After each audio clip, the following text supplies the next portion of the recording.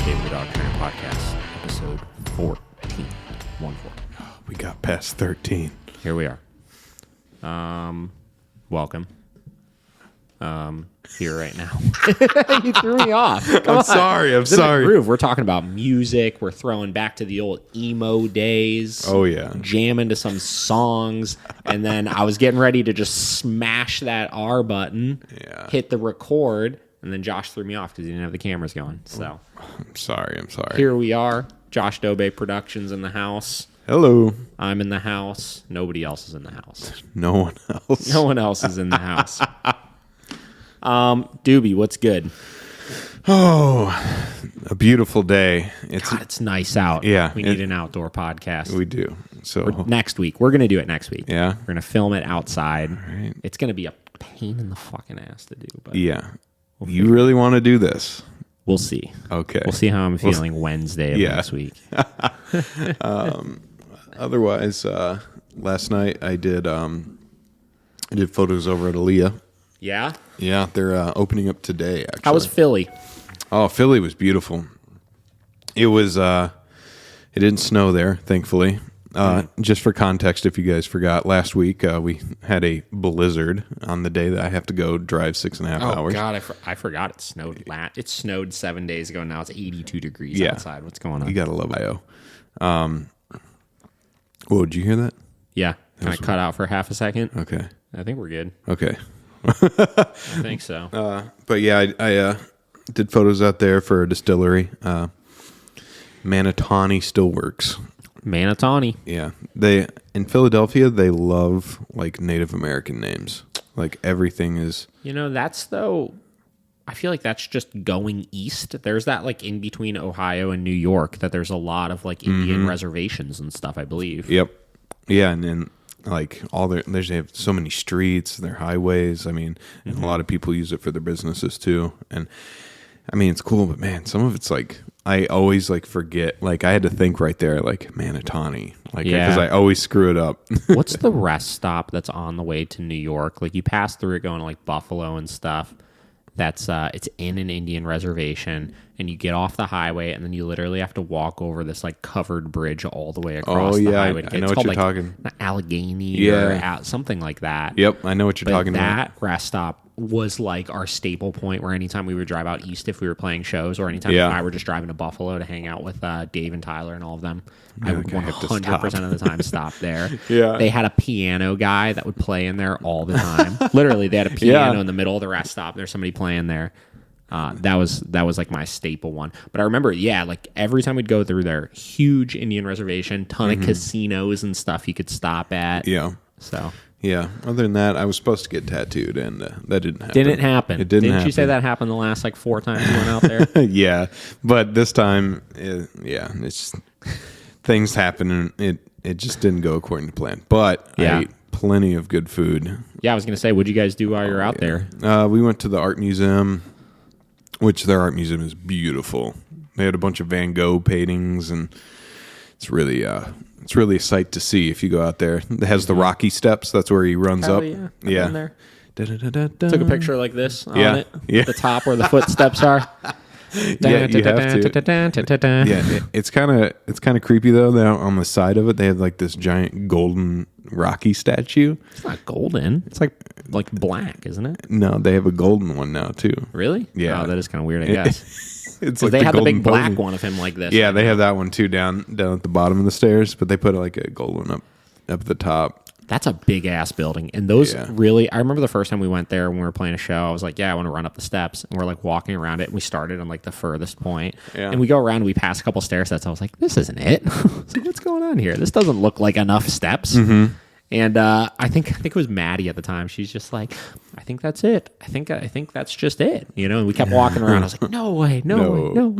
And then we get to it, we see it, and I'm just like, holy shit. Yeah, it's huge. It's a big building. Yeah, it's crazy. So we did that, and then we just hung out with a bunch of friends out there. So it was a good time. Nice. Yeah. And then, like I said, I did Aaliyah last night, and food's banging, dude. Yeah. You're going to have to go there. Where's it at? It's, you know where, is it Saucy Brew Works? Yeah. In Ohio City? Mm-hmm.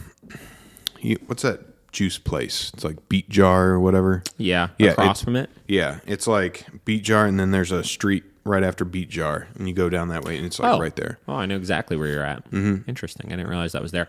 Dude, there's a place right next door to Saucy, next to the Rising Star called Larder. Yeah, dude, I love Larder. There or not, but that place is just like mind-boggling how good it is. Yeah, it's in like that old fire station or whatever. Yeah, I think the owner has like won a bunch of awards or something like that, like culinary awards and stuff because of how good of a chef he is. Yeah, I don't know what sandwich I got there, but dude, it was amazing. I think I've only eaten there like 3 times, but every time I've ever been there, it's been just unbelievable. Yeah, but you and Kate should go to Aaliyah sometime in the next couple weeks or so. Yeah, I didn't realize it was right there. Yeah, so dude, definitely do that. He makes this this braised pork it's like braised pork for 2 or whatever, but it's like lettuce wraps. But oh my god, dude, he like brought the pan out and he was just like pulling the bones out of the pork. It was just falling off.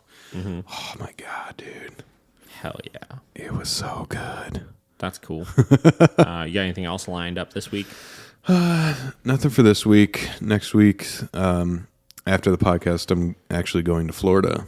Jesus. Yeah, my mom was like, "Will you go to Florida for your birthday?" I was like, "Oh, sure." Yeah, she's down there, right? Well, she's visiting my grandma. Yeah. She's gonna be down that week, and then she was like, "I'll fly you out, just for the weekend. If you'll just come for your birthday." I was like, "Oh yeah." Okay, fine. That'd be nice. Yeah, so I'm leaving Friday for that, and then we'll be down there, and then we come back Monday. Nice. Yeah, dude, I'm so excited. I'm about to eat so much seafood. Yeah. I just want to like go like lounge on a tiki bar out there. You know? Just like sit in the sun. Yeah, we're going to Fort Myers, and there's this place called the Lani Kai.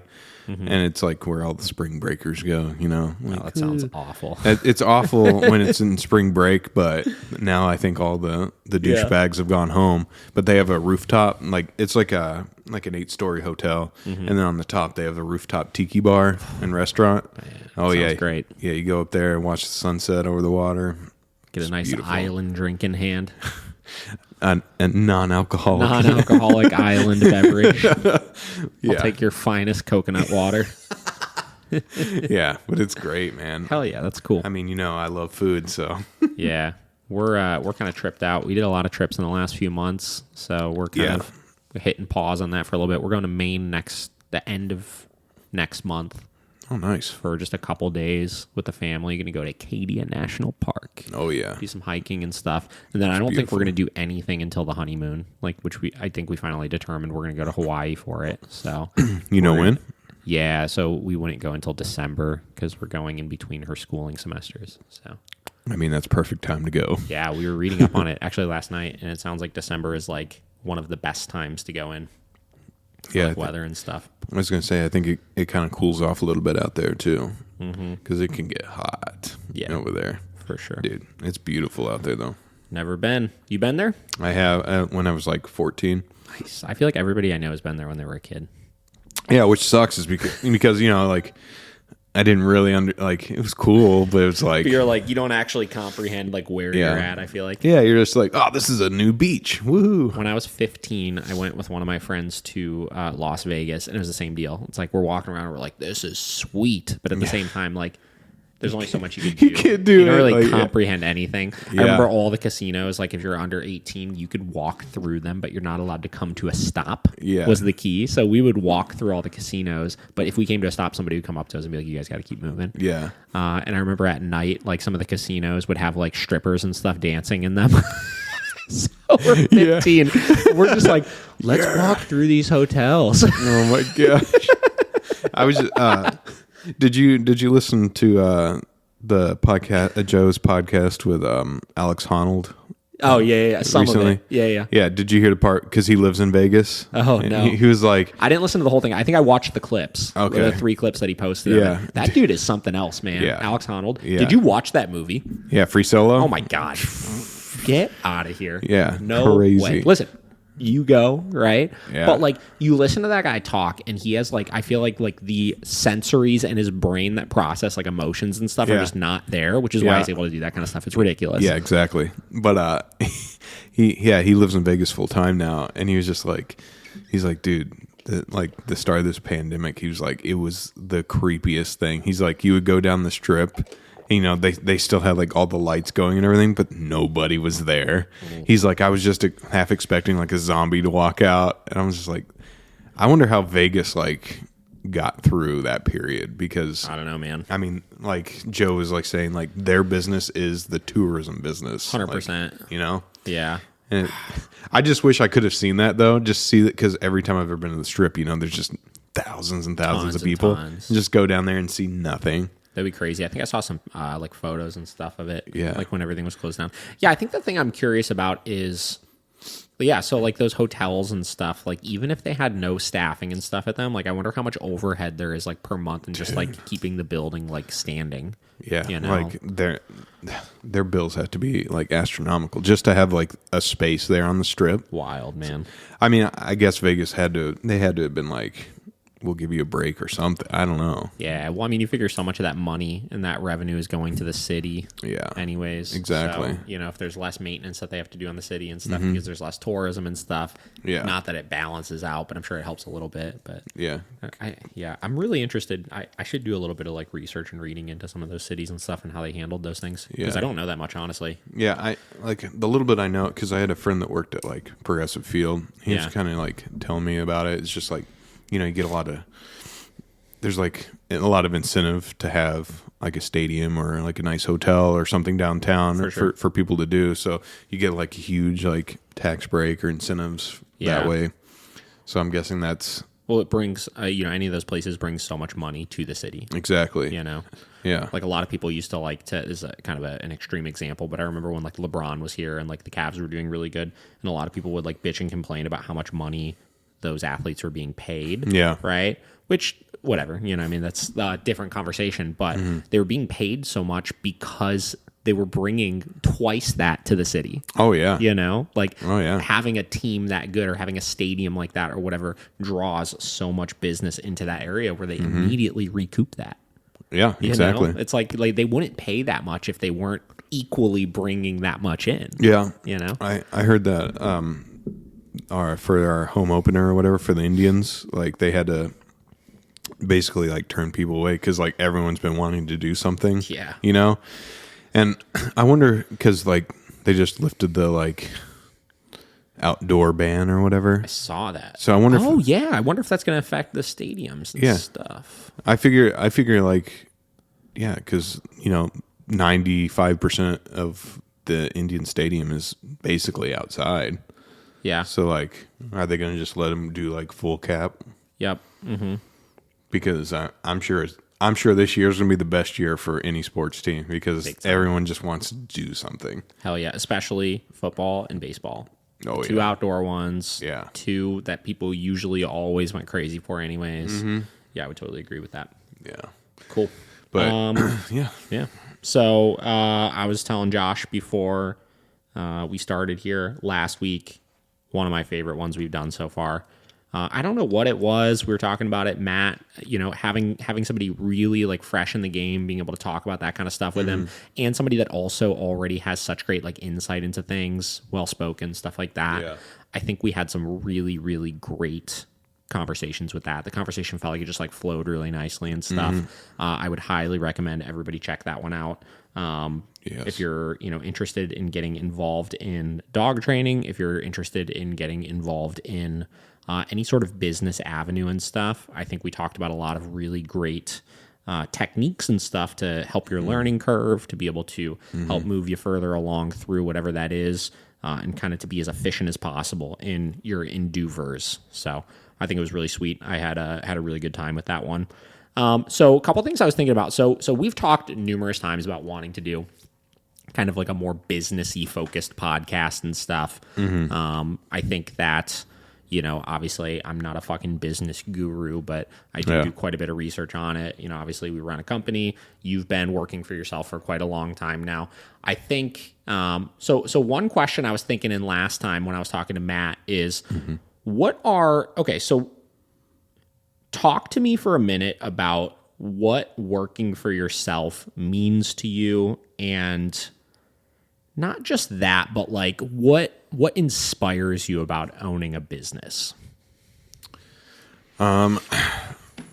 First of all, I think it's like the freedom, kind of being able to take the jobs that I want, write the schedule that I want, and I think the best part is there's no cap on what I can make financially. Mm-hmm. Like the harder I work, the more money I make, instead of that direct impact. Yeah, exactly. Yeah. Like if I go out and if I take a day and grind out 100 emails to different clients, and I get, a bunch of responses back. Whereas if I don't know, worked for someone else, it's like, oh, that's cool. Like I'm helping the brand, the business or whatever, which is cool, which, some people that's for them. But I feel like working for myself, I just feel way more motivated. Mm-hmm. I think motivation and freedom, long-term goals are just a lot easier to achieve when you're owning your own business. Yeah. I think that I would agree with you. I think a lot of it, and it's interesting because I remember when Matt was on, we were talking a bit about, how there are some employees out there that will work for other people, and because they find so much value in their work, they're willing to grind and put in that and stuff. Yeah. In my mind, as somebody who is quote unquote entrepreneurial, or somebody that enjoys the aspect of working for myself and stuff, it's like, it's hard to see that it's kind of hard to see that pay out and be able to really, in your head envision what that looks like as far as like how much you work in a 8-hour day versus your compensation for that. Right. I think a lot of that has to do with just the risk to reward and how people process those types of things, right? Yeah, like you have, like you were just talking about, like all of those positives and all of those ups and those downs, but in the end of the day, you're still the last line of defense with things. And if shit hits the fan, or you get slow, or this or that, like you could work all those hours in a week, and you have all of the reward of it, but it also can fall apart very quickly, right? You don't have that kind of fallback of, if I have a lazy day and I kind of slack off for a little bit or something like that, you're not going to get paid. If you own your own business. Right. Yeah. And I think that's a very scary thing. Sure. And I think that stops a lot of people at the end of the day. Like, I could probably be successful at this, but what if this, what if that, what if this, and I mean, I've been the same way. Like there's times that I wake up and I'm like, oh God, like, I'm like, I have these clients this month, but I don't have anything lined up yet for next month. Like, but that's when you have to just work through that and and put your nose to the ground and just keep trudging along, because it will come if you keep working at it. Yeah. It's interesting. I remember two very distinct feelings that I had before. One, when we first started Heights, it wasn't even the Heights. I don't think I was ever really nervous moving into Heights, because at the time, the way we transitioned was so easy. We were already working for somebody else, and we kind of had a built-in clientele in that location for like daycare and boarding. Yeah. And we kind of already knew and we only had two of us, right? It was me, Jake, and we had one employee, right? So because of that, we had this kind of built-in safety net where we knew all of our immediate expenses were going to be covered just through that stuff, and anything additional that we did was going to kind of just be like icing on the cake. I remember the time when I got really scared was transitioning from Heights to Miracle, because that was the first time I was branching off on my own. I had very little safety net at the time from a financial standpoint, right? I think I had maybe a couple of months revenue in, to be able to operate like all of our expenses and stuff like that. And I had a full staff at that point, so like our overhead was still already very high with things, and we weren't doing a ton of daycare and boarding at that facility, right? So we didn't have that safety net there. It was just training, right? And in my mind, I remember this kind of like that internal conflict of like second guessing myself of like, are these people coming right now for me still from a training standpoint? Is that how people are finding me? Or is it really just like, I remember Jake and I got in arguments before where it was just kind of like, well, you know, like the daycare and the boarding is what fuels your training kind of thing, which, you know, in my mind, I was like, no, like we're building a training name for ourselves. So I think that business is going to continue following me. But I remember transitioning between the two and being like, fuck, is he right? Like, is it really just like all of the daycare and boarding that they're doing that's supplying the dogs for us to train? And are we going to have no interest because nobody's going to know what the fuck we're doing, you know? Yeah. And I remember that being just super scary initially, right? Of like, we're going to bite this bullet and we're going to go for it, but like, we might not have money coming in for these first couple of months, you know? Yeah, I didn't even think about that because, you know, like for me, I mean, I didn't have employees. I didn't have a place that I'm renting out, you know, and that was scary enough, like to go on my own. Yeah, so for sure. I can only imagine having that on top of like, starting from basically the ground up. Yeah. And I think some of it was irrational fear because we weren't starting from the ground up. We had still spent the last X amount of time building a name for ourselves, you know, and building kind of a clientele and a reputation in the area and stuff. But it was that like that second guessing, right? Like, is this going to work, right? When you finally take away, again, going back to that risk versus reward, like I could work all day, but if I don't have business, it's still not going to do me that much good. Yeah. You know, I think that's a really interesting thing. So that was one. And then I remember as our expenses kept going up from an employee standpoint and stuff, I remember every single month, I feel like every month we'll have like a 5 to 7 day period of time where, you know, phone calls will be a little low, you know, we're not really booking anything. We're not getting that much new contact forms and stuff. Yeah. And then in my head, I'm like, fuck, we're not going to make any money this month. We're not going to make any money this month. Yeah. And then, you know, obviously the rest of the month comes along. It's like, oh, okay, cool. We're actually fine. But it is, you know, it's you have to be able to stomach those ups and downs like that. And again, we're really, really lucky from a standpoint of having found stability financially like that and knowing what we need to bring in from that standpoint and operating under our means a little bit and stuff. But, you know, if you can't stomach and tolerate that, it's going to be really, really challenging, you know? So yeah. And I think as far as, you know, the flexibility and stuff that it provides, you know, that's kind of the big thing that I look at. Like I remember reading, I don't remember when it was. It's some book I read where, you know, they talk about, you know, if your business is dependent on you to run, you have a job, right? You know, if your business is able to operate independently, it's a business, right? And we talked about this before back when we did episode 4 or whatever it was when we were talking about the employee reviews that we did. And we were talking about the idea of like my big goal being creating infrastructure and having a business that's going to operate and be able to provide like a high level of service to everybody without the need of all those, you know, without the need of me and bottlenecking myself and everything. Yeah. And that's the big thing that interests me right now from a business standpoint and inspires me is, can I provide those opportunities for everybody else to feel similar to as if they owned a business without having all of that risk involved, right? Okay. Finding different ways to compensate or provide incentives and stuff for employees where they feel like they're really being taken care of and they feel like they could still enjoy all of those perks, you know, from a standpoint. That's something that really interests me and motivates me with it. That's pretty cool. Yeah. I think another thing that I wish I would have known when I started was I didn't really have a clear direction. And I think I've talked to you about this a bunch of times, is I knew I wanted to do some sort of media, but I was all over the place. And I hadn't really nailed down what exactly it was that inspired me. And I think for that first like 3 years, I was just kind of in limbo, searching for what exactly it was that I wanted to do with when I was my career path, which I finally kind of nailed down, like with the food and stuff and the portrait photography. But, you know, I was doing anything and everything. I was just scraping by, trying to take anything that I could out of the barrel. And I think that really actually stifled me for the first few years because it was like walking with no direction. Yeah.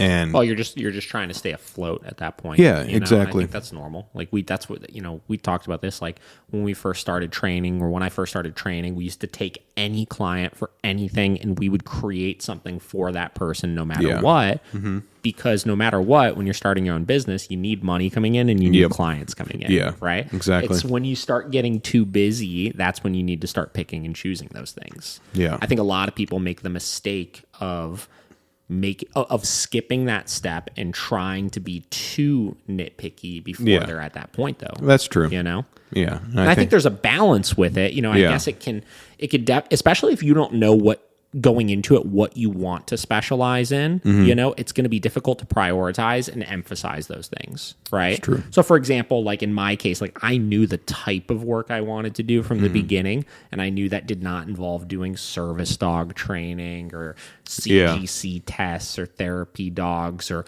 just single session one-on-one classes or any of those types of things, right? I knew I wanted to do just full programs with dogs. I wanted to do behavioral modification, and I wanted clients that were going to be committed, right? So because I still had that North Star, I was able to see through all of the bullshit that I kind of just had to take, all of that business that was coming in where it's like, okay, cool, I can help you with these problems. I don't necessarily want to be doing that long-term, but I know how to solve that, and I could definitely create something for you. Or, hey, this task training you want to do with this service dog over here, like we know how to kind of work through that kind of stuff, and we could provide that for you here and there. But long-term, I know those things aren't going to be beneficial for me. So I was able to do those things while still seeing out in the future over there of what I wanted. So as I got more things in like that, I could prioritize those things differently, or I could emphasize those things differently from a promotional standpoint through like social media and stuff, Yeah. And I think that's the way to balance it, is not cutting that stuff out altogether initially, but knowing still where you want to go. Yeah. Right? So you could hone those skills more sharply. Yeah. No, that's a great analogy, because I wish I would have had that. I think that was my problem in the beginning, because I didn't have that like long-term directional goal, So it was just like all over the place. I was just static everywhere. And I think it was a slow realization of what I wanted to do. And I think I just had to dip my toes into everything first to find it. Sure. And I did find it. And I'm still doing things that aren't just food related or whatever, and that's fine, and I don't mind it. But I think I am in that turning point right now with the business that I know that's my clear direction, and in the future, I'm hoping by the end of this year or next year that is all I'm doing. But right now, I'm still taking these other jobs as they come. But it is starting to make this like clear point at the end. It's like the light at the end of the tunnel. Yeah. So I'm very excited for that. Yeah. I think that's cool. Yeah. So what sort of things, when you first started getting started with all this, helped you to find that goal, right? Were there certain things that like inspired you or like kept you moving and searching for that kind of stuff? Yeah. Like I said last week, I got into this because I thought I was going to be a vlogger. Yeah. I was going to be the next Casey Neistat, which I mean, I look about as good as he does, but I don't have his creativity. But I realized really quickly that wasn't for me. And that's what kind of started the search. I think what really hooked me onto it was I was talking with my friend Adam Peterson.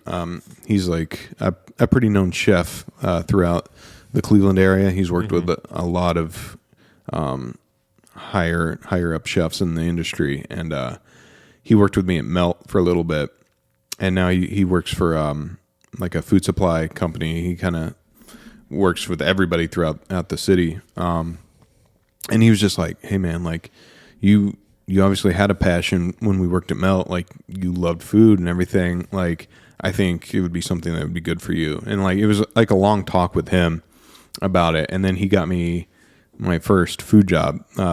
Actually, Aaliyah was the first food shoot that I did, and I don't know, man, it was just like so much fun.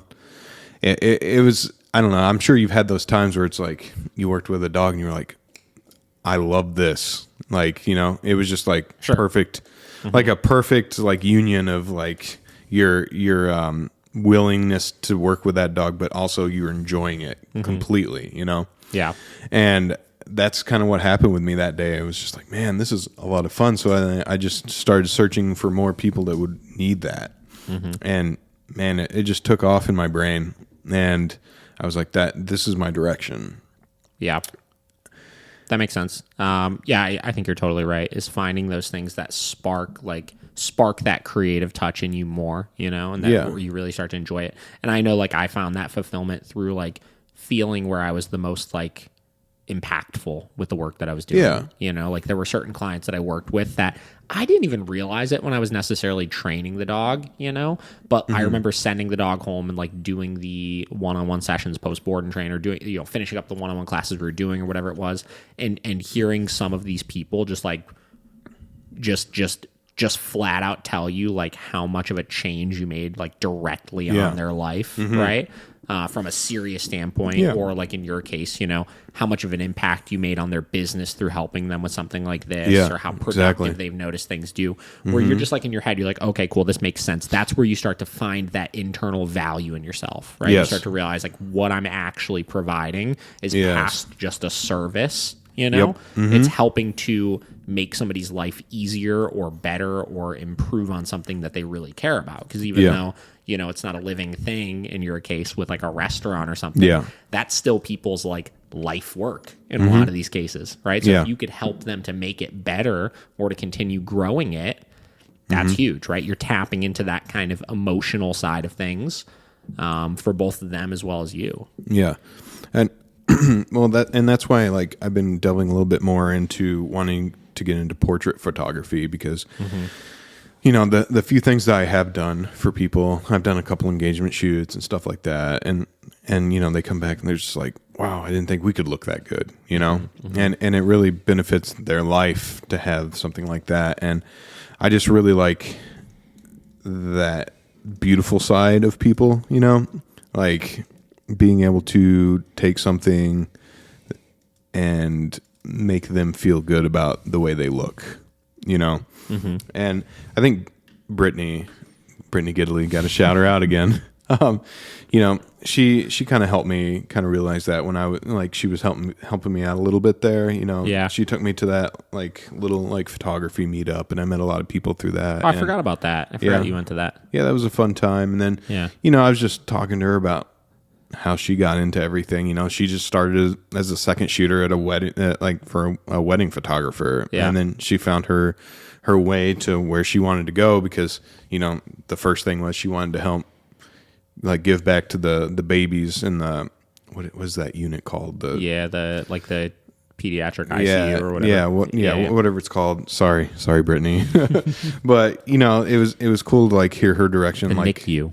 Yes. That's it. Yes, there it is. Yeah. But it was cool to hear her story of that's why I wanted to do that, so I could give back to that. And then it just kind of sparked this whole journey of her own, and look where it's taken her, Yeah.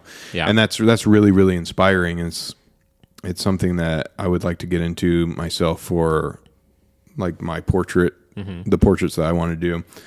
So she's been a huge inspiration.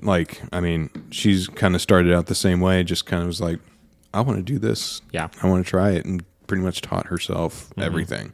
Yeah, I think figuring out a way to give back, it's weird. It's weird, and it feels shitty saying this sometimes, but it's weird how some of those things you're doing from the goodness of your heart, but also how much some of those things can impact you and your business. Right? Exactly. Yeah. Because it kind of because it showcases who you really are. Yeah. But that's the same stuff we used to do when we would donate these programs to rescues and stuff. Right. Yeah. It's kind of it's kind of we're mutually helping each other out. I'm providing this thing for you, and I'm helping and I'm giving back.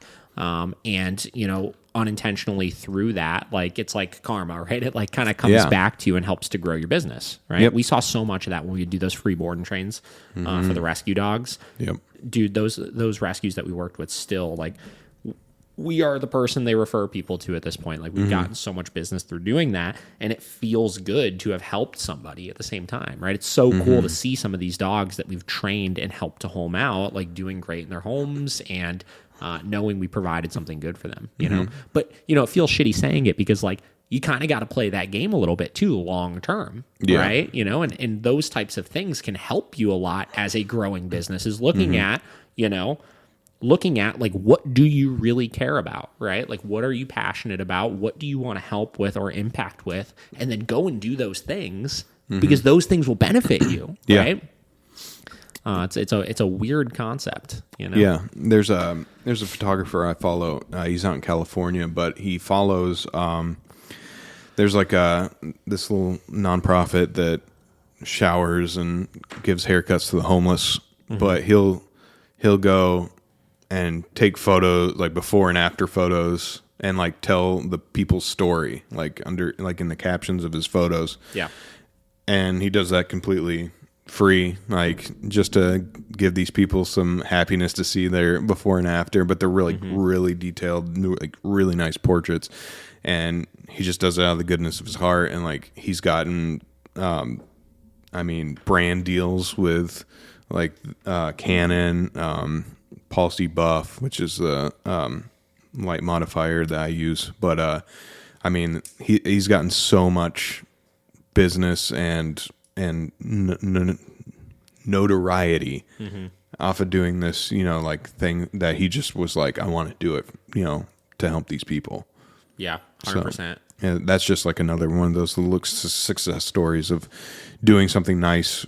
Yeah. For nothing, and then you getting something back tenfold, you know? And I would love to do something like that. I just don't know what yet. Yeah. I think one interesting thing that I'm trying to do with the podcast and just in general, like one of my current personal North Stars that I'm trying to reach right now from like a broad spectrum here is helping to change the mindset of like newer trainers and stuff, right? So like we've talked before about how I think that I don't know. I look at owning a business. So to answer the question I initially asked you of like what inspires me about having a business. Yeah. I've talked about this before. Like, I never had dreams of owning a business, you know, like that was never even in my thoughts. Frankly, 6 months before we started Heights K9, it wasn't even in my thoughts, right? Yeah. It was just an idea that we fell into where it's like, we need to get out of the situation we're in right now. We really enjoy this type of work we're doing. Let's just do it for ourselves so we don't have to deal with the bullshit of working for somebody bad, right? Because we didn't have access to like a good company to work for doing it with, right? So that was cool. And then in starting it, right, you start realizing all of the perks involved in that process and all of the risk involved in that process, right? Yeah. Like I'm still learning the business side of things, right? I'm still learning the like the staff side of things and the business side of things, all these kinds of things, and figuring out how to do it properly. But I know that I really care about the work that I'm providing, and because I care so deeply about the work that I'm providing and have spent the time to figure out all of those other things, I've been able to be really successful, obviously. Yeah. The dog training world is an industry right now, we've talked about this, that new trainers get into for the wrong reason. Instead of really loving and caring about the work they do, which I'm sure they like it, right? But they're doing it because it's an easy way to make money, right? And that's why the industry is getting watered down and this and that. And right now, there's no voice out there in dog training that's you know, putting on these new trainers and helping to show them here are the learning curves to do better work. Instead, they're just showing them here are the learning curves to make more money, right? Which is fine. Like I said, like it comes with the territory, right? Like you have to figure out the business side of things, but there's not enough emphasis on that. So that's why I'm loving working with newer trainers and having Matt on, who is a new trainer, and you know, having these people come in for, you know, little shadows or hangouts and stuff like that. And the people we're going to be having in next week are 2 clients of mine that are very, very interested in getting started in the dog training world, and et cetera, et cetera.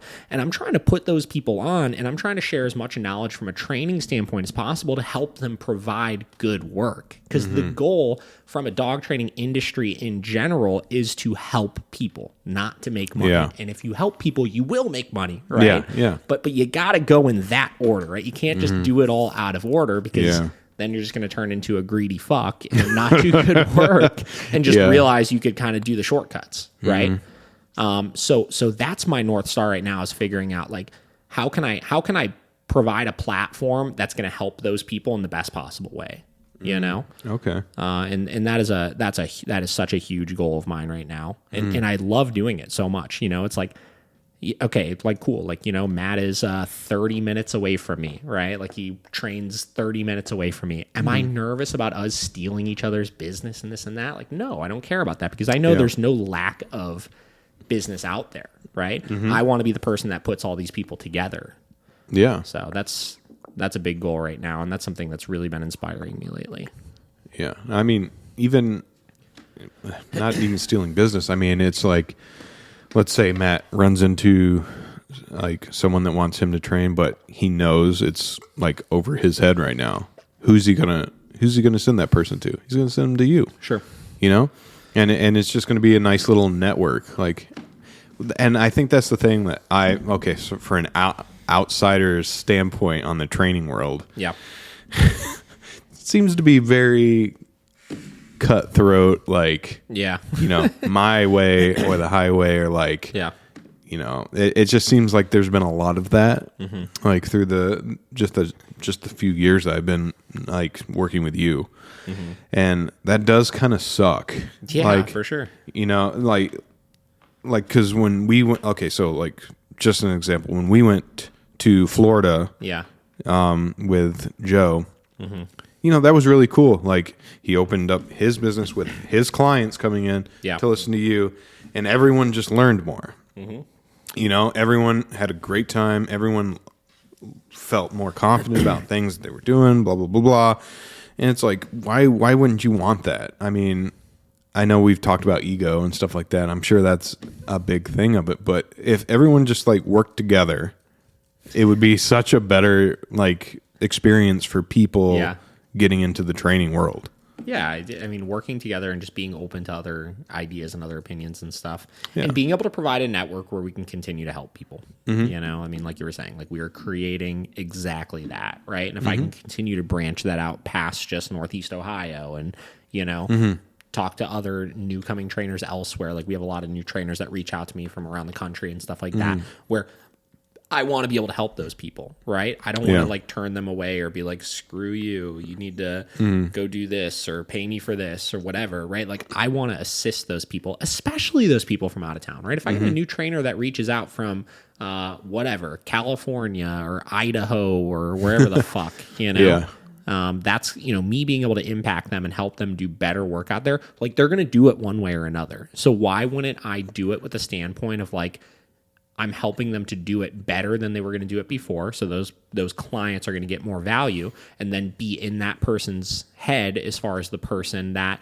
they refer their friends to and the other people they talk to from a standpoint of you need to check out this person's work. You need to check out these philosophies, et cetera, right? Yeah. So yeah, that's a big goal right now. So I like that. Yeah.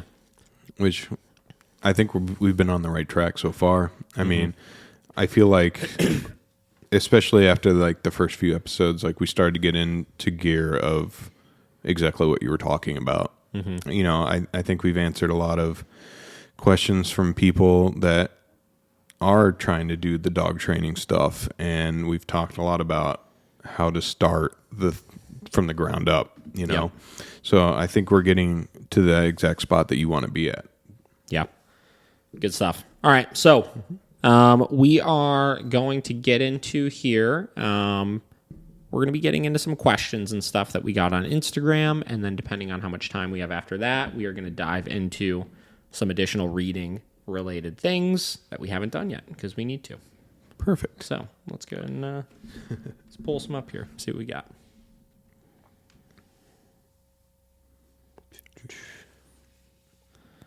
All right. So posted on Instagram earlier today looking for some questions. So we got a handful of them here. So perfect. Also, anybody who has questions, I know I tend to post on Instagram, you know, usually the day of that we're going to be filming. Message them away. Hit me up at David the Dog Trainer and DM me any questions you have, and we will make sure we get any and all of them answered. All right. So, first question here is from Jess Garrich. So, Jess asks, Pilsner is getting older and is so sensitive to sounds. He barks at nearly every little noise during the day. Car door, neighbor taking garbage can out, someone talking outside. He's fine during the night, but it is a nuisance while working from home. I admit training got pretty laxed after he got sick a few years back.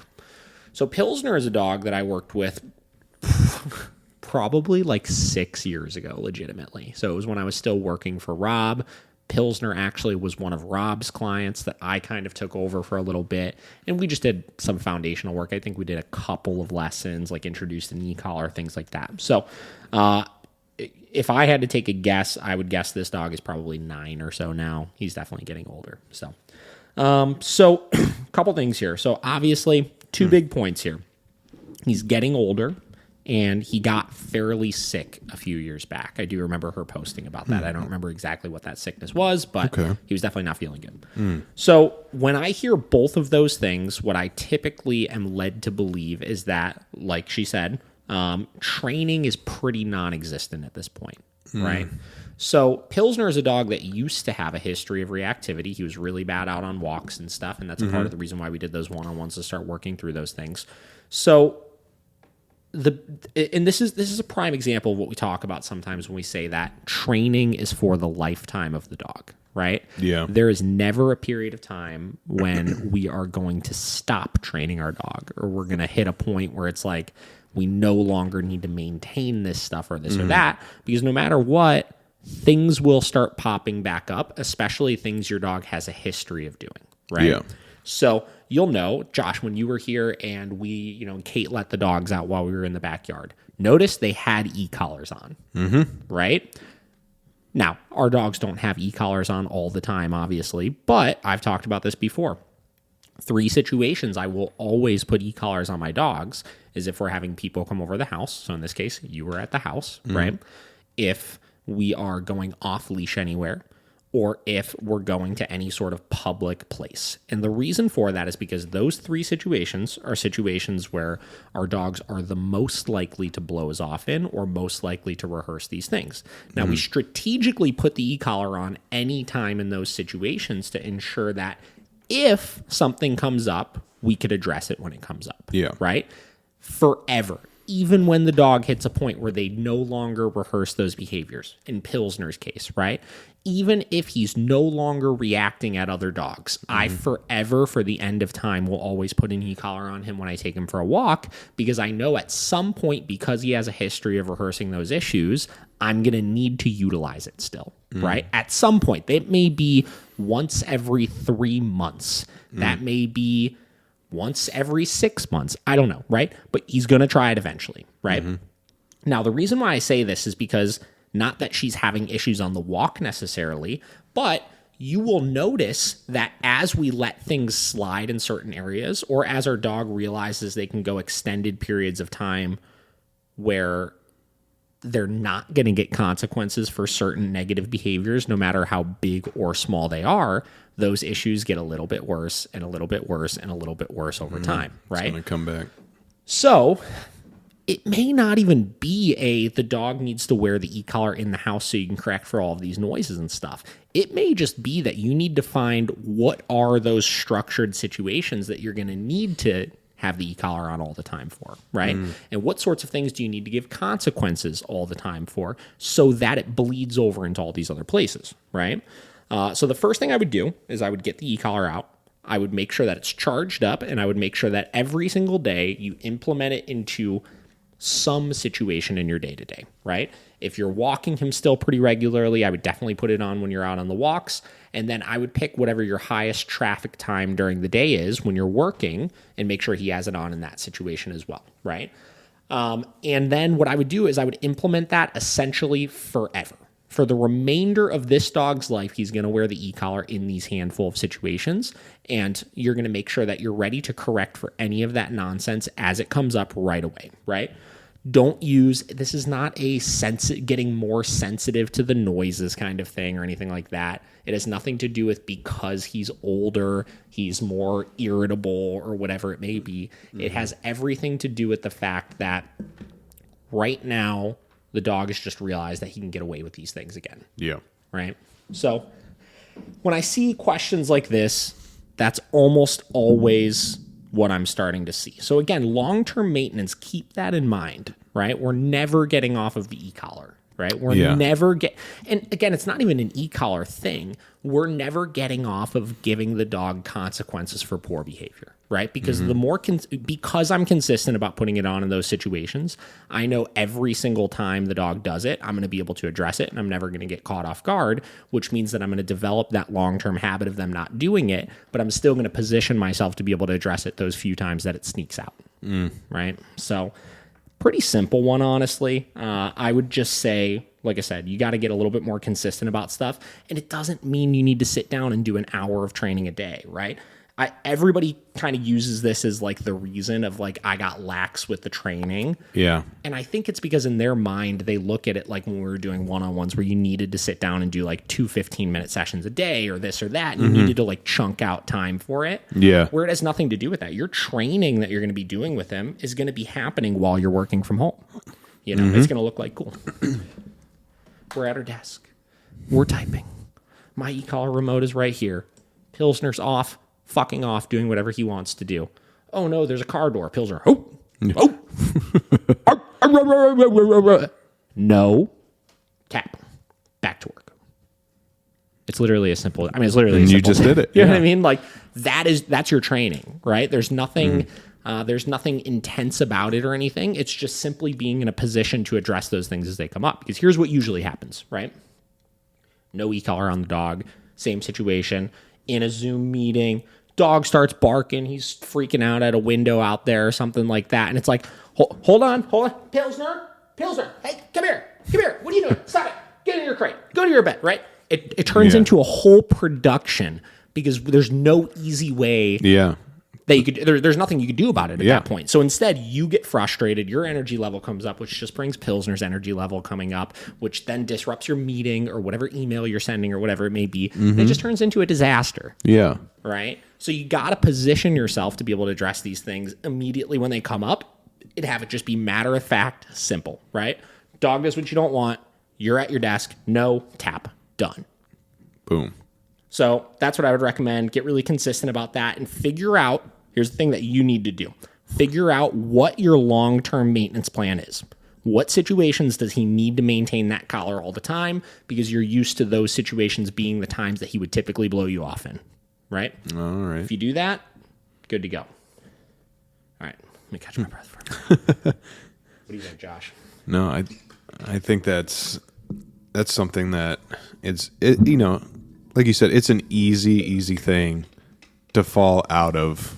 You know, oh, it's been a couple of years. I don't want to like have to put the collar on him every time and blah blah blah. Like, but yeah, you're always like it's a living thing, dude. Every day there's some sort of situation we put the e-collar on the dogs.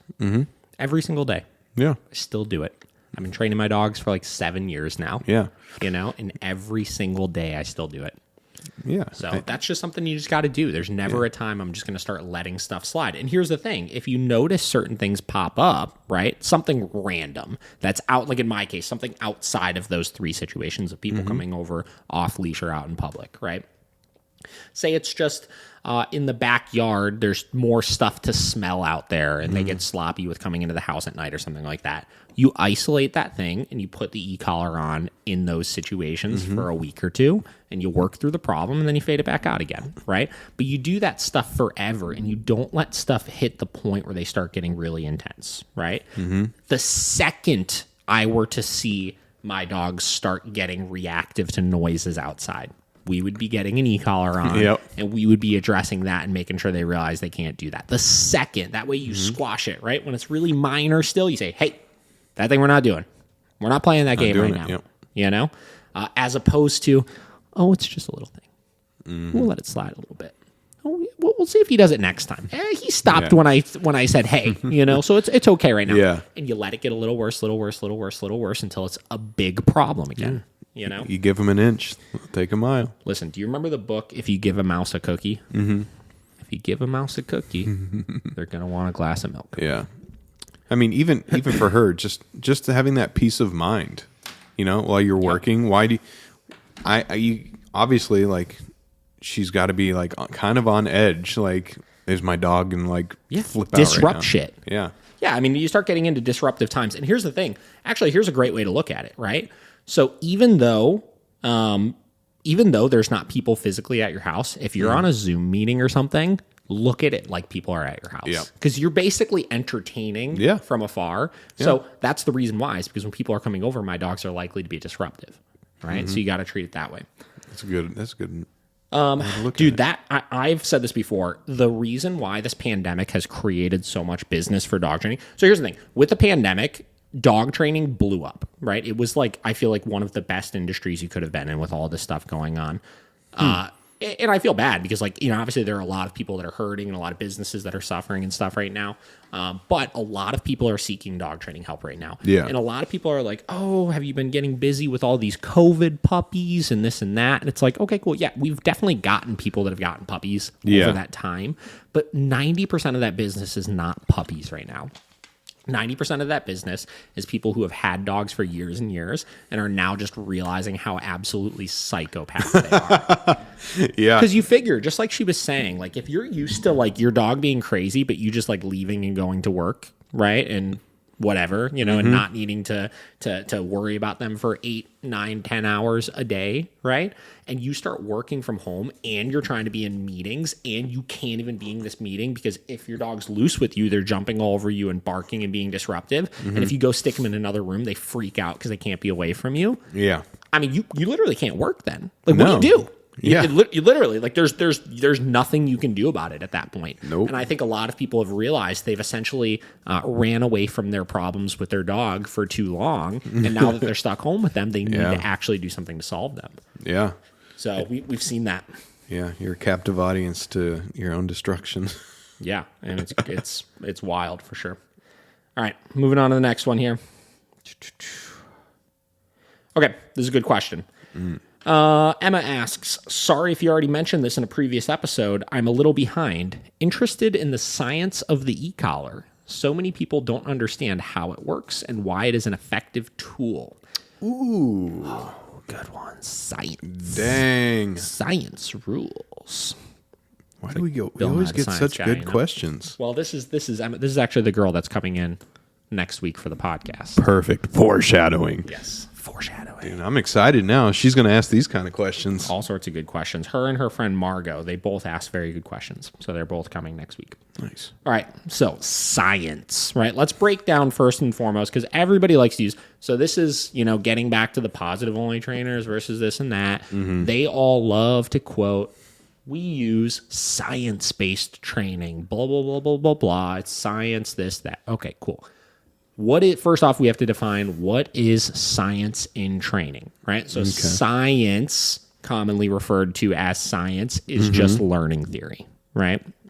All right. This is a good one. This is going to be one of our clips. So start clip. Okay. All right. Learning theory. What is learning theory? Because I would literally bet you that 7.865 out of 10 trainers cannot successfully articulate what learning theory is, and that's a problem, right? This is getting back into the conversation about new trainers not learning the things they need to learn. So this is for the new trainers. This is for the old trainers that don't know this stuff. This is for the people that just want to know. The people that want to know. The 7.685. The 7.685. All right. Learning theory is positive reinforcement, negative reinforcement, positive punishment, negative punishment. Okay. Those are the 4 quadrants of learning theory. That means those are the 4 different types of ways that any person, mammal, whatever, can learn. Okay. So let's break them down. So let's first say that you have positive and you have negative, and then you have reinforcement and you have punishment. All right. Positive means that you are always adding something to the equation, right? So whatever you are doing, you are adding something, right? Negative means you are taking something away. Reinforcement means you are increasing the likelihood of a behavior. Punishment means you are decreasing the likelihood of a behavior. So now let's start combining. What is positive reinforcement, Josh? You're giving treats and love. You're adding something to the equation. Adding something to the equation. Increase the likelihood of a behavior. Okay. What is negative reinforcement? You're taking something away. Removing something from the equation to decrease the likelihood of a behavior, right? Man. So positive reinforcement, negative reinforcement. Positive punishment. You are adding something to the equation to decrease the... I lose my train of thought for a second. See, I'm getting all hyped up right now. You're adding something to the equation to decrease the likelihood of a behavior. Okay. Negative punishment. You're removing something from the equation to decrease the likelihood of a behavior. So let's break these down now. Positive reinforcement. I'm giving the dog a cookie when they sit to increase the likelihood that they will sit.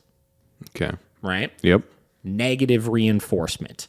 I am removing pressure on a leash or on an e-collar to increase the likelihood of a behavior, right? So in that case, that could be, okay, I hold down stimulation on the e-collar, I move the dog onto the bed, I release the stimulation when they get onto the bed. That release of pressure should elicit a positive response and let the dog know whatever you're doing right now is correct, right? So it's increasing the likelihood of them getting onto that bed. Positive punishment. The dog jumps on me, I give a high-level correction on the e-collar and tap the button one time, and the dog gets off, right? So I'm adding a correction to decrease the likelihood of the jumping. They learn when they jump, something bad happens. You touch the stove, it burns you, you realize, ouch, I don't like that.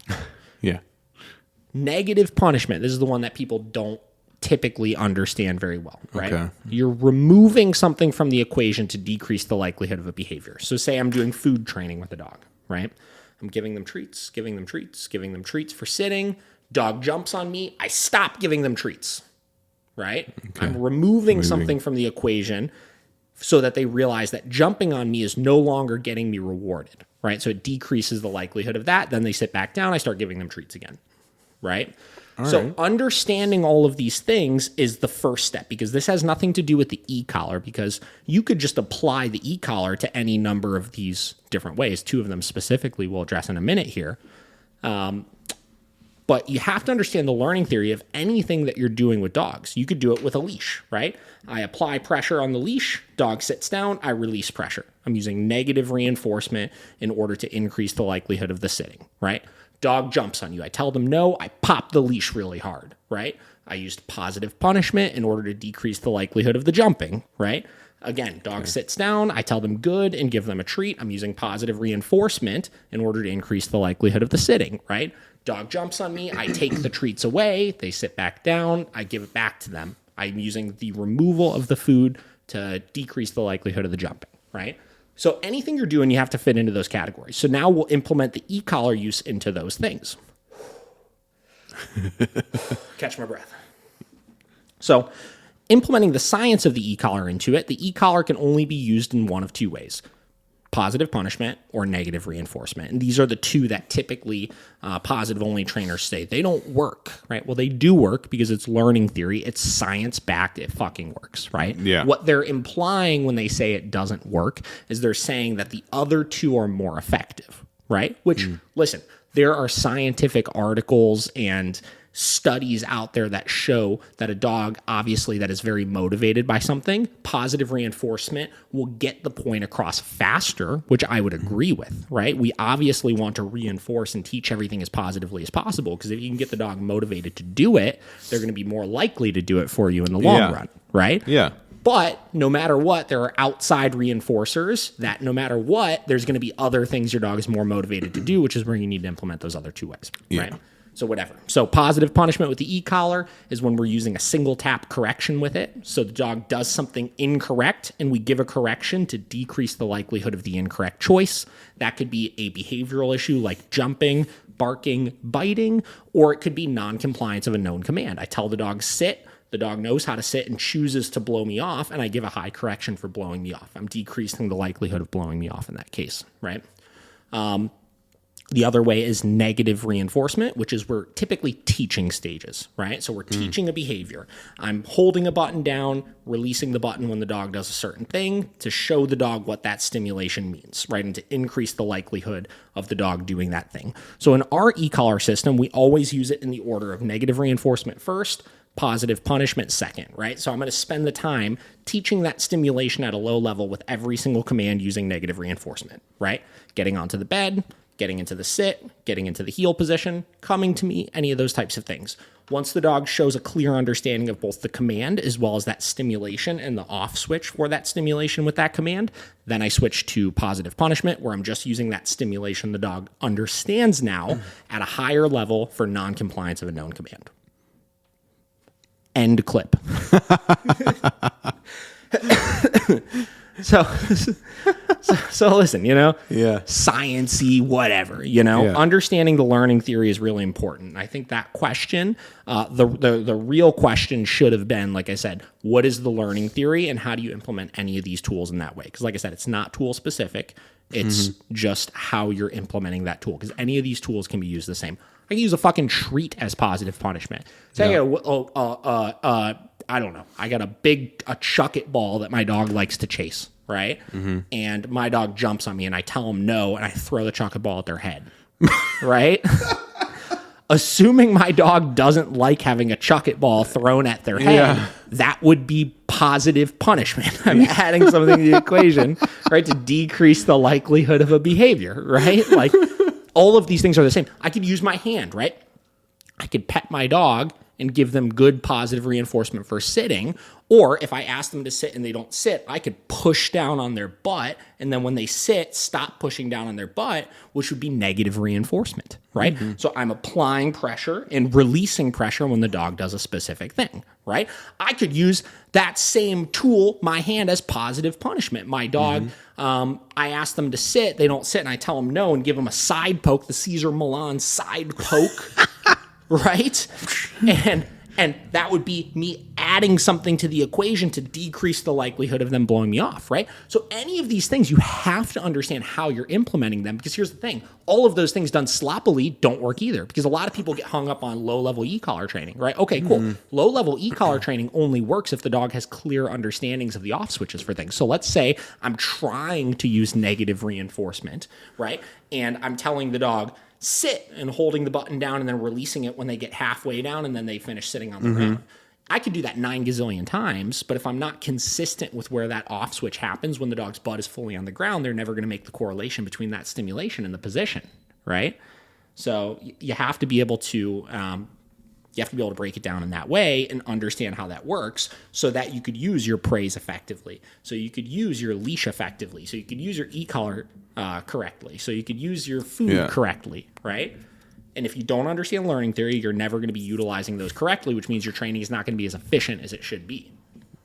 So, mic drop.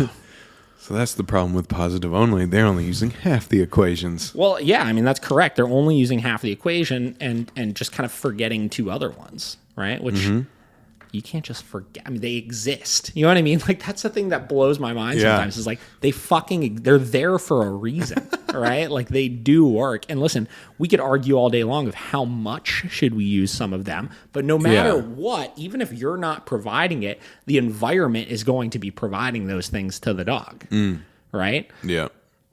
Let me give you a good natural example. Okay. Right? Your dog's outside, right? Yeah. It starts raining, right? Oh no, it's hailing. Shit's fall, right? It's crazy. Oh my God, stuff's falling all over me. Your dog comes running over to the back patio and gets under the shelter, and then no longer rain and stuff is falling on them. Negative reinforcement. They removed the hail from the equation to reinforce the likelihood of them getting onto the porch. Right? Wow. Oh, negative reinforcement doesn't work, right? Let's take another one, right? Okay. Your dog's running at your dog gets off leash and runs up to a stranger, and the stranger is scared and they kick the dog to get him to go away. positive punishment. That person applied positive punishment to decrease the likelihood of that person running or that dog running over to that person all aggressive like, right? There's a cactus in the desert and your dog runs over to it and tries to sniff it and gets poked in the nose. Positive punishment. You know what I mean? Like nature provides all of these things so that our dogs learn from them, right? So for us to say that they don't exist or they don't work is just so unbelievably unrealistic because dogs out in the wild are experiencing these types of things all the time, right? So you have to be aware of them and you have to make sure that you're understanding how to implement them, you know? So, good one. So the equation is everywhere. The equation is everywhere. All right, here we go. That was a good one. Let's see what we got next here. Man, I'm really excited for next week. Yeah, it's going to be a good one. All right, introducing a new dog to a cat. Do's and don'ts. Also, how to deal with crate anxiety in puppies. Ooh. All right. Introducing a dog to a cat. This is a pretty easy one. Dogs and cats is... Everybody gets hung up on this one. I think shelters like to think that, dogs that aren't good with cats are just forever not going to be good with cats, as opposed to understanding that that's almost even more easy to control than like dog aggression or any of those types of things, right? Yeah. Because you figure prey drive related things, right? So a dog that likes to chase and try to bite at cats or whatever it may be, it's so not an emotionally charged behavior like aggression is, right? So a prey drive instinct is like it's an instinct. It's exactly that, right? It's something that just like, I see it, I have to go chase it. I see it, I have to go chase it. There's not this big like emotional, like I'm scared of this thing or I'm angry with this thing or whatever it may be, like there is with dogs. Like, if the dog is aggressive towards another dog, like they are hyped up, they're ready to go. There's like hormones driving and stuff like that. Like it's a big deal, right? So because of that, all you have to do is teach the dog to control that impulse. And all that means is you just have to have a high level of training on them and start to create consequences for doing that thing, right? So you're essentially snapping them out of it right away, but you're not shifting a deeply ingrained emotional fear of something, right? So cat stuff, I mean, we've seen dogs too that like really wanted to kill cats, right? Like they were just like hunters and they wanted to chase these things down and eat them. They wanted to kill and eat. Right? Okay. Vinny, when he first met Turk, our cat, he was the same way. He wanted to chase this cat around everywhere. He would just get hyped up. The cat would pop out of nowhere. He's like, oh my God, I got to go after it, right? Couple high level corrections on an e-collar later, they could care less about each other, right?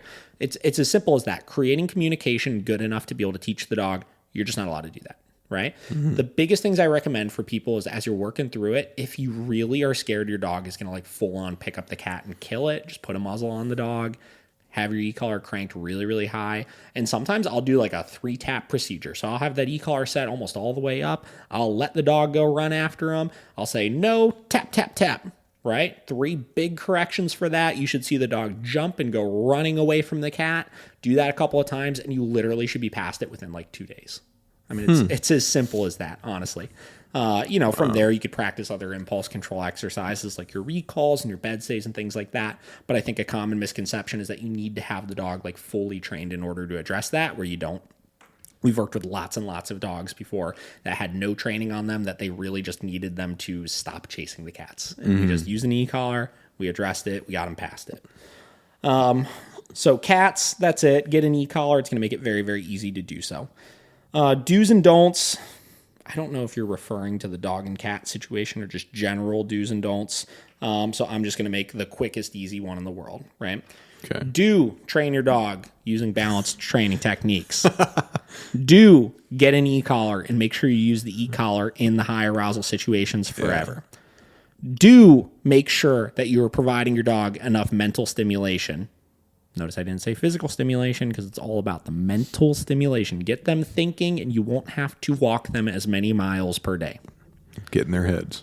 Don't do on-leash greetings with people or dogs. When you're out on the walk, if somebody says, can I pet your dog? You say, no, sorry, we're training. If you're out on the walk and somebody lets them pull their dog over to your dog, you say, hey, my dog's not friendly, even if it is. Don't use positive-only training. Because it's not going to get you the results you want. I promise it won't. Don't Take your dog to unbearably busy bars, restaurants, and patios if you are trying to enjoy yourself and not pay attention to your dog. If you're going to take your dog to those types of places, take them to those places with the expectation of training and you being chaperone. Don't take your dog to dog parks because you don't know the other dogs there. You don't know if they're vaccinated. You don't know how social they are. You don't have control over what the other people are doing in there, so you can cause problems. Don't. Let me think of one more here. I got to think of one more. Josh, can you think of any don'ts? Can you think of any do's? You hit every single one I was thinking of. Did I hit them? Yeah. I don't know. Those are my quick do's and don'ts. I don't have another one right now. Last one. How to deal with crate anxiety in puppies. Okay. So, first thing here. Get the dog in a crate. Right? A lot of people will look at, they'll get a new puppy, they'll put the dog in the crate, and the dog will whine, bark, and howl all night, and they say this doesn't work, and they take the dog out of the crate. So what do? They reinforce the crate anxiety, right? It works. It works. And here's another thing. When you get a puppy, you better expect that you're not going to sleep for the first week because the dog's going to freak out in the crate. You kind of signed up for it. I don't want to hear, I've had people come in, I just couldn't tolerate it. I got a migraine. It's like, listen, you signed up for it. Yeah. When you got a puppy, you signed up for needing to put up with that stuff. You signed up for piss and shit to be all over your house when the dog has accidents everywhere. You signed up for needing to wake up in the middle of the night to let the dog out to go to the bathroom. You signed up for needing to come home on your lunch break to let the dog out or hire a pet sitter to let the dog out in the middle of the day because they can't hold their bladder for that long. You signed up for all of these things, right? So I don't want to hear it. So for the first week, you just put the dog in the crate and you leave them in the crate at nighttime and when you're not home, right? Yep. If you're working from home, like 90% of people are right now, the worst thing that you can do is not have the dog in a crate ever because you're home all the time, which I see all these people do. And then what happens is the dog is 5 months old and they're like, oh my God, I'm going to be going back to work soon. I don't know what to do, right? So what they wind up doing is then they try to rush the crate training process. Then the dog's even more anxious, right? If you're working from home right now and you have a dog, even if you're going to be working from home forever for the rest of time, you need to find 3 to 4 hours per day while you're home to put the dog in the crate for. It's nap time. It's getting the dog used to the crate. It's making sure that they have the nap time so they're not irritable out throughout the day when they start getting tired and start trying to bite at everything and jump all over everything. It's creating forced separation. It's getting the dog used to it, right? Have the dog in the crate for 3 to 4 hours. I would recommend 4 hours every single day on top of that evening time if you're working from home right now. Now, here's the next side of the equation. You have 2 types of puppies, right? You have puppies that are not super anxious. They're not super anxious. They might just be a little whiny and they're not used to the crate and they kind of make a lot of noise and stuff and they get over it in like 4 or 5 days as they realize they're not getting let out.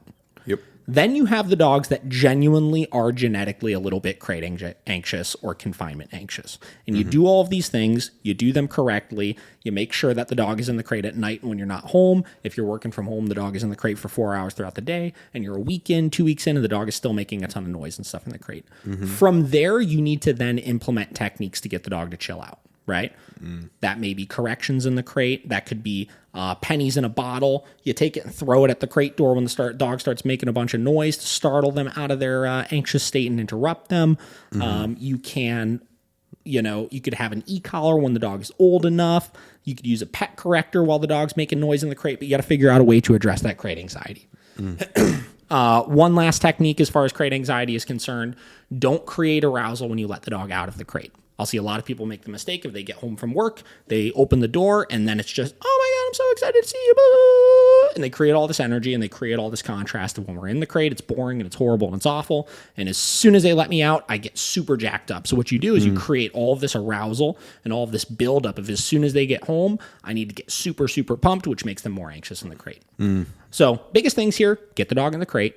Get the dog in the crate enough and make sure if the dog is still really bad after a couple of weeks, you have a way to correct them for that anxiety. Nice. Pretty straightforward. All right. So last question here is from Sydney, Ginger's owner. You were talking about her last time. Woo, you go. Hello. All right. Ginger's owner asks, How to give one of your dogs a command, but not the other dog. Do you use their name before the command if you only want one to come and not the other? For an example, say one's name, then no, if you only want to tell one of them no. This is a good question. It is. This is a good question because I get asked this pretty frequently, and I don't talk about it enough, and I want people to know my opinion on it. So this is the David the Dog Trainer way of giving your two dogs commands at once. Is this trademark too? TM. The David the Dog Trainer way. Okay, so here's the way I look at this, right? Personally, the way I live with my dogs, I cannot think of a single time I've ever needed one dog to do one thing and the other dog to do another, right? Mm-hmm. Now, there are definitely times where I only needed one dog to do something, but in all of those situations, it's never been an issue if the other dogs do it as well. For example, putting if I need to put Vinny's e-collar on, but not the other dogs, and I need to tell him come to put it on, right? It doesn't matter if all three of them come over to me, right? Now, if I only need him to do it, I'm only going to enforce it with him, obviously. But I don't care if he comes and the others stay doing whatever it is that they're doing, right? Other examples, needing one dog to do a bed stay while the other does commands and stuff in the room, right? If I'm going to be training one of the dogs, I don't need the other dogs to not be there because those are real life, everyday distractions I need the dog to work through. Now, you could give me the argument of, well, what if your dog beat your other dogs doing it with the other dog is disruptive to that dog's learning process? Wouldn't you want the other dogs in a bed stay in the corner while you're training that single dog? And it's like, at that point, if my dog is that early in the learning process, those dogs shouldn't even be out altogether while I'm doing it, because no matter what, if I'm doing a bed stay with the other ones in the corner, I'm going to need to interrupt the training process I'm doing with the one dog if they break that command and start trying to interrupt, which is going to take away from the learning process with that dog, right? So they should just be put away at that point. Yeah. Right? So personally, I don't give different commands to different dogs like that. Frankly, I want all of my dogs to respond as a unit. Again, we have the exterminator here right now, and Kate has all of the dogs in a bed stay right now, or a down stay right now while they're working around, right? I need all of them to be responsive to just come and down if I ask them to, right?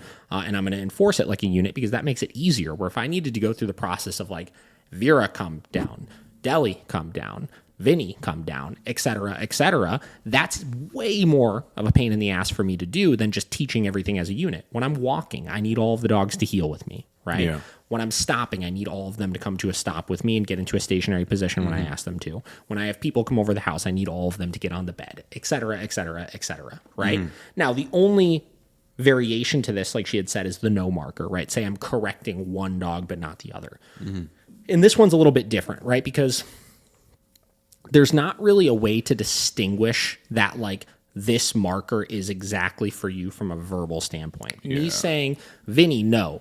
Deli, no. Vera, no. They're not going to really make that correlation that this is just for them and not for the other ones. Right? Now, there are times that I'm going to need to correct just one dog at a time, and typically what I'll do is I'll utilize my body language and the way that I'm communicating with them to get that point across effectively, right? So, for example, if I have all of the dogs out, I'm going to do it one of two ways, right? One is if I'm just correcting one of them, I'll be very direct about which one I'm talking to. So say I have three people at this table. Let's use it from a human standpoint. I'm correcting you for something, right? I'm not going to be like, Josh, no, right? It's going to be no, right? Where I'm interacting directly with you. There's eye contact made. It's very, very clear. And I'm saying it in a way where you're getting the point that that word is coming from me, but the others aren't phased or affected by that mark because I'm not saying it in a way where it's being geared towards them, right? Or option two is, frankly, if I'm correcting one dog for something and the others are all kind of nearby with it, like say they're rushing the door and I need to tell them no for it, even if one dog is the main culprit at that point, I'm going to say it in a way where, like, you all kind of need to chill out a little bit, right? So if I say no, like, just like, no, right? And all of the dogs are kind of like checking in, like, whoa, what's going on? What do we need to be paying attention to right now? It's not really a problem either. I look at this the same as some people will, like, spell shit out in lessons, right? Where, like, they're like, oh, I have to spell out walk or like okay or this or that, because if I'm just talking in conversation and my dog's in a bed stay 700 feet away and they hear me say okay in conversation to somebody, they get up. But I said okay, so it's okay. No, we train these dogs to respond not only just to verbals here, but also to very clear direction, right? It's not an excuse if I'm talking to you and I have a dog way back there in a bed stay and I say okay right now, that's a release for them. They should know that. And they should be able to distinguish the difference between that. And we make that association with the dog by enforcing it that way. If I'm just saying it in conversation and you get up on it, I'm going to correct you for it because I need it to be very clear that I'm telling you okay right now. Right?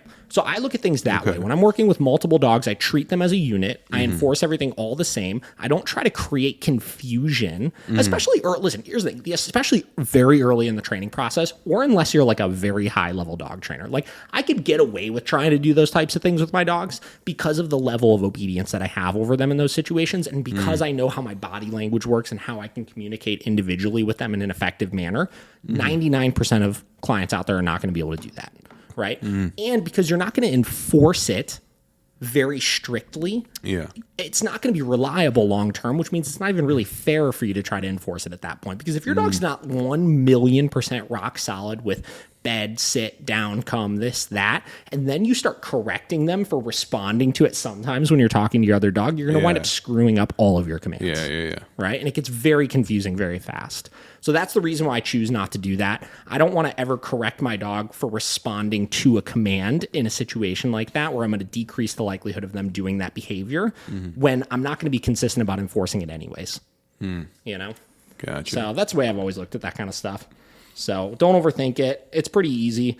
And then the last question Sydney asked is she sent me a video. She said, she scared the shit out of me when she did this, but why? Is there a way to stop her from doing this behavior? I'm going to play this video real quick because it's kind of funny, and then we'll talk about it for a second.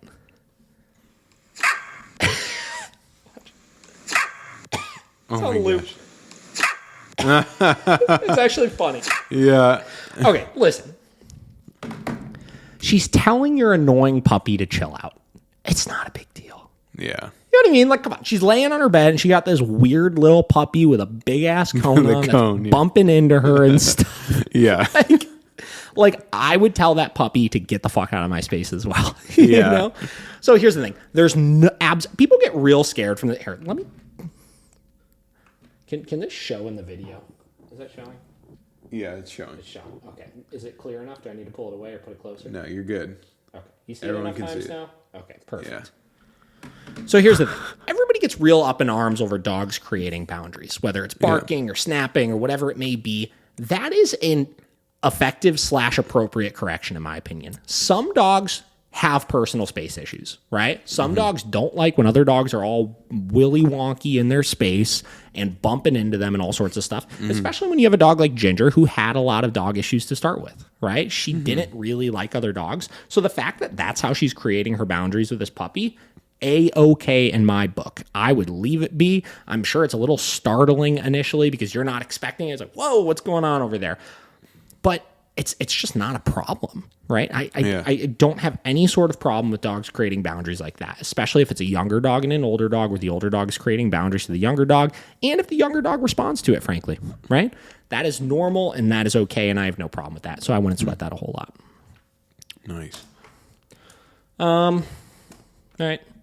Random podcast numbers, 17 gazillion. We're going to wrap that up on that because we got started a little bit late, so we got an hour and a half of content here for you guys. Next week's is going to be really fun.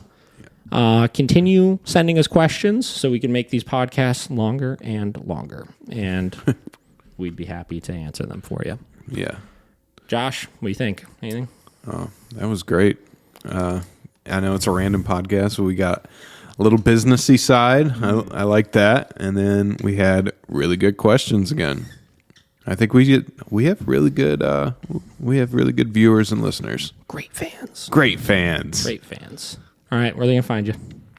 Josh Dobay Productions on Instagram and the website.com. Hell yeah. David the Dog Trainer on Instagram. Send me your questions in DM format there. Check out the clips we're now uploading to YouTube. Very pumped on those. If you don't want to watch the entire 2 hour, 3 hour, whatever podcast, you could see just the bite-sized clips of certain topics and get a little bit of a teaser for it. Those are on YouTube now. Josh has been uploading those each week, Tuesday, Wednesday, and Friday. And continue staying tuned for us growing and evolving the cast. Yes. And if the best thing that you could do to help us is just go on YouTube, even if you've already watched it or listened to it, like if you just put a like down there, hit the little bell, subscribe. Yeah, it would help us grow organically over there, and I think that would be the best thing for us right now, especially with those clips. We would love to get those out to people and reach more viewers. So if you guys could go over to our YouTube channel and hit that like button. Comment too. That's it. All right, guys. We'll catch you next time.